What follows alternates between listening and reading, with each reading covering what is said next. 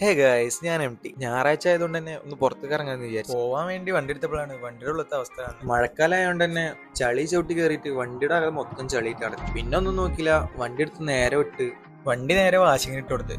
ഈ കാണാണ് വണ്ടിയുടെ ഇപ്പോഴത്തെ അവസ്ഥ. ചെക്കനൊന്ന് പതപ്പിച്ചേക്ക് ചെക്കൻ കുട്ടപ്പനായി. ഇന്റീരിയർ ഒക്കെ റാഹത്തിന് ബർക്കത്തായി.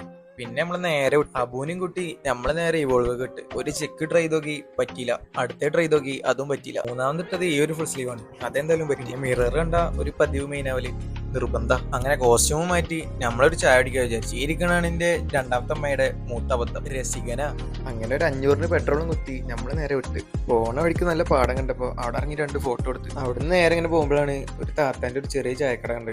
അവിടുന്ന് നല്ല ചായയും പഴംപൊരി കഴിച്ച് ഉമ്മാക്കുള്ള 2 പഴംപൊരി മേടിച്ച് നമ്മള് പോന്നു. വെള്ളിയങ്കലിലാണെങ്കിൽ ഇത് പെരും തിരക്ക്. അങ്ങനെ വൈകുന്നേരം ആയപ്പോഴാണ് ഇദ്ദേഹത്തിന്റെ ജോലി.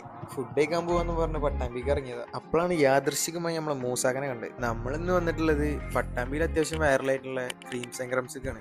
പക്ഷേ നമ്മൾ ഉദ്ദേശിച്ച സാധനം കഴിഞ്ഞിറക്കണു. അപ്പൊ ഉദ്ദേശിച്ച കിട്ടിയില്ലെങ്കിലും നമ്മളൊരു ലോഡഡ് ഓർഡർ ചെയ്ത്. പിന്നെ അവരെ സ്പെഷ്യൽ ആയിട്ടുള്ള റോസ്റ്റഡ് കാഷ്യൂ ഷേക്കും. സത്യം പറയാലോ, ഷേക്ക് കൊള്ളായിരുന്നു. ലോഡഡ് അത്ര പോരാ. ഇത് കണ്ടപ്പോ ഇതിലിരിക്കാൻ ഒരു പൂതി.